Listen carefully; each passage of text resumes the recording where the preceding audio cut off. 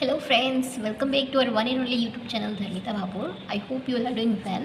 So in this lecture we are going to talk about our new vocabulary, okay, for the standard 9th English, okay, unit number 3, Mohan and his winner. Pre-task, chapter explanations, previous lecture में આપણે complete કર્યું છે.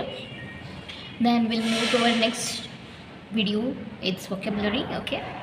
So without wasting time, let's get started. Okay so first vocabulary is એની અંદર આપેલું છે સૂચના જોઈ લઈએ, પછી એની અંદર એક્સ અને વાય બે બોક્સ આપેલા છે. ઓકે એની અંદર સમ ડિફરન્ટ વર્ડ્સ છે, એ બે વર્ડ્સનો યુઝ કરીને આપણે એક સેન્ટેન્સ બનાવવાનું છે. ઓકે સો ફર્સ્ટ જે સૂચના આપેલી છે, make meaningful pair of words or phrases from x and y.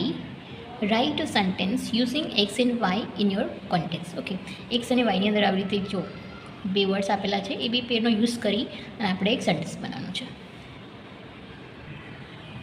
So x અને વાયની અંદર જે વર્ડ્સ આપેલા છે, ફર્સ્ટ છે ટ્રાય હેન્ડ, એન્ડ વાયની અંદર આપેલું છે હિઝ વિઝન. સેકન્ડ છે પ્લેડ પ્રેક્ટિસ્ડ, એન્ડ વાયની અંદર આપેલું છે લાઈવ. થર્ડ છે ગેધરિંગ એટલે ભેગા થવું, એન્ડ ધ વાયની અંદર એટ ધ વાયોલિન. ઓકે એટલે કોઈ પણ એવું નહીં કે આની સાથે કોઈ પણ આપણે બનાવી શકીએ. દેન ટર્નિંગ પોઈન્ટ ઓફ, પછી guitar, turning point of. Okay turning point સાથે બીજો કોઈ વર્ડ્સ બેસી શકે છે એ જોઈ લેવાનું. સેપ્ટ મતલબ કોઈ વસ્તુ પ્રોપરલી શીખીને સેપ્ટ આપ્યો હોય એની વાત કરી છે. ફેમિલી મેમ્બર્સ, ઓકે ફેમિલી મેમ્બરનો એ સેન્ટેન્સની અંદર યુઝ થતો હોય છે. Expressed, okay and the belief, જે પોતાનો ભરોસો છે પોતાના ઉપર એની વાત કરી છે. તો ટ્રાઇડની સાથે એક સેન્ટેન્સ બનાવેલું છે, એ જોઈ લઈએ. ઓકે તો એક્ઝામ્પલ આપેલું છે the try my hand at the violin. Okay આપણે શેના માટે યુઝ કરીએ, ટ્રાય કરીએ વાયોલિન વગાડવા માટે. સો સેકન્ડ આપણે એ રીતે બનાવ્યું છે આઈ played and practice guitar for many years. Okay આ મોહનનું એક વાક્ય છે કે એણે ગિટાર શીખવામાં બહુ બધો ટાઈમ એને આપ્યો છે. Then the third sentence is my father addressed a gathering of family members. Okay જ્યારે બી મતલબ ગેટ ટુગેધર થાય છે ત્યારે કોણ એડ્રેસ કરે છે, મતલબ બધાનું ઇન્ટ્રોડક્શન વગેરે કોણ કરાવે છે, એમના father. Okay then the fourth is failure in the test was a turning point of Mohan's belief that hard work pays off. Okay જ્યારે એનું ગેટ ટુગેધરમાં એને થોડું બધાએ સંભળાવ્યું હોય છે એના ગિટાર રિલેટેડ, સો પછી એણે થોડું વધારે મહેનત કરી અને જ્યારે એની લાઈફનો ટર્નિંગ પોઈન્ટ હતો એ get together. The prime minister expressed his vision for make in India project. Okay so જે સેન્ટેન્સ હતા એ આપણે કમ્પ્લીટ કર્યા.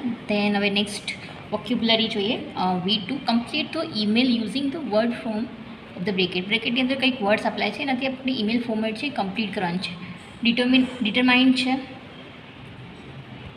ડિટરમાઇન્ડ છે ઇન્સ્ટ્રુમેન્ટ એટલે કંઈક સાધન છે. મ્યુઝિકલ છે, ઓકે મ્યુઝિક માત્ર છે. મેલોડિયસ જે મધુર રીતનું હોય છે. પરફોર્મન્સીસ, ઓકે જે પ્રદર્શન છે એની વાત કરીએ છીએ. તો એક ઈમેલ રાઇટિંગ છે કમ્પ્લીટ કરવાનું છે.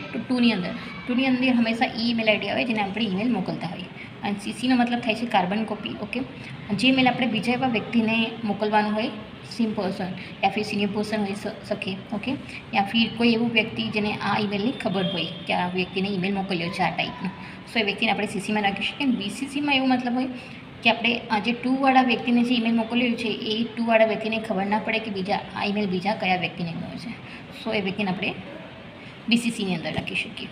ઓકે પછી છે સબ્જેક્ટ લાઇન.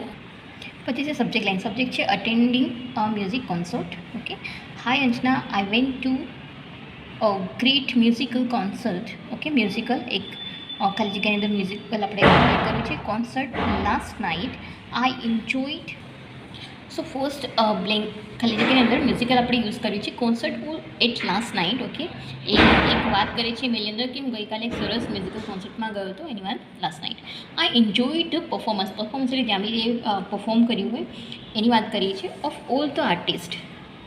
ઓકે ત્યાં જે પણ સિંગર્સ આવ્યા હોય એમની વાત કરી છે. સ્પેશિયલી મોહન. ઓકે કોનો કોન્સર્ટ હતો? મોહન ભટ્ટનો કોન્સર્ટ હતો, એની વાત કરવામાં છે. He played on his vena melodiously. I was very much impressed by his style, so I am determined to learn such an instrument to play on in future is I am interested in music. Okay, કેમ કે એ કયા કોન્સેપ્ટમાં જાય છે? મોહન ભટ્ટના કોન્સેપ્ટમાં જાય છે, કેમ કે એનું જે વીણા એને વગાડવાની સ્ટાઇલ્સ હતી એનું ડિટરમાઇન્ડ હતા એના ઇન્સ્ટ્રુમેન્ટને લઈને. તો જે વ્યક્તિ ઈમેલ લખે છે એમને ઋષિલ લખે છે, એ નામ નીચે લખ્યું છે મેં. ઓકે, ઋષિલ લખે છે, એને પણ મ્યુઝિકનો ઇન્ટરેસ્ટ હોય છે મ્યુઝિક શીખવામાં. સો એણે એની ફ્રેન્ડ્સને આ ઈમેલ લખ્યો છે. ઓકે, સો એ નાનો તો ઈમેલ છે અને એની અંદર આપણને અમુક ખાલી જગ્યા પૂરવાની હતી જે આપણને બ્રેકેટમાં ઓલરેડી આપેલી હતી. ઓકે, સો આ તો આપણું નાનું તો ઈમેલ રાઇટિંગ તમે જોઈ શકો છો. And will move to our next. Now we'll move to our next vocabulary is V3. Okay, so next we are moving forward. It's V3. Okay, vocabulary V3. So in this vocabulary they are provide some nearest word we are need to find out. Okay, so underline the word with the nearest meaning. Okay, જે અહીંયા words આપેલો છે એનો similar meaning થતો હોય એ words અહીંયાથી find out કરીને આપણે એમને અંડરલાઇન કરવાનું છે, યા ફિર મેં અહીંયા બોક્સ બનાવ્યું છે. You just need to underline that particular word. Okay, so first word છે ઇનકોર્પોરેટ. ઓકે, એક સમાવેશ કરવું.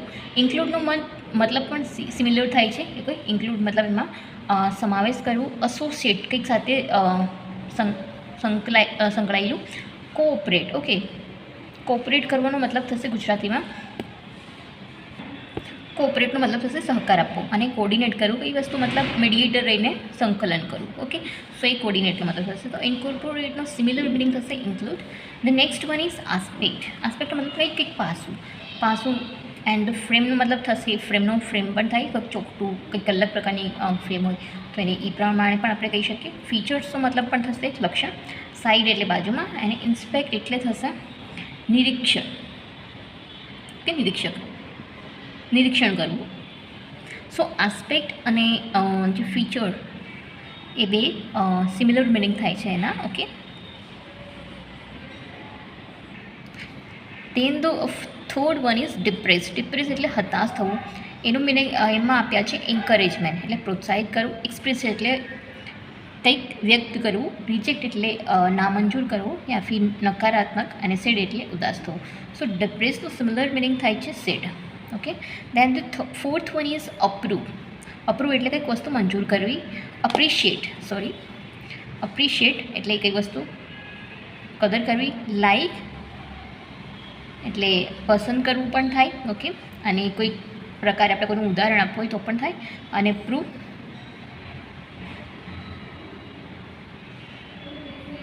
એન્ડ અપિયર એટલે દેખાવું. સો અહીંયા અપ્રિશિએટ થશે. Fifth one is experiment. Experiment એટલે કંઈક પ્રયોગ કરવું. ટેક ટ્રાયલ એ પણ એક પ્રયોગ પ્રકારનું થયું. ઓકે, ટ્રાયલ કરવું. એક્સપિરિયન્સ અનુભવ. એક્સપર્ટ એટલે નિષ્ણાંત. એન્ડ પરફોર્મ કંઈક વસ્તુ પ્રદર્શન કરવી. સો એક્સપેરિમેન્ટનું સિમિલર મિનિંગ થશે take trial. Then the last one is instrument.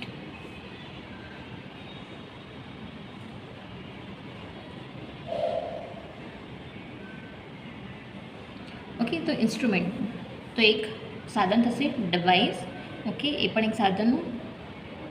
યુટેન્સિલનું વાસણ. બોલ વાટકી અને સ્પેનર. સો ઇન્સ્ટ્રુમેન્ટનો સિમિલર મિનિંગ થશે ડિવાઇસ. સો આ હતું આપણું vocabulary V1, V2 and V3. Okay, I hope કે તમને ત્રણેય વોકેબ્યુલરી પ્રોપરલી સમજમાં આવી હશે. So thank you very much for watching this video. Please like, share and subscribe the channel. Thank you very much. Have a good day. Keep learning, keep watching.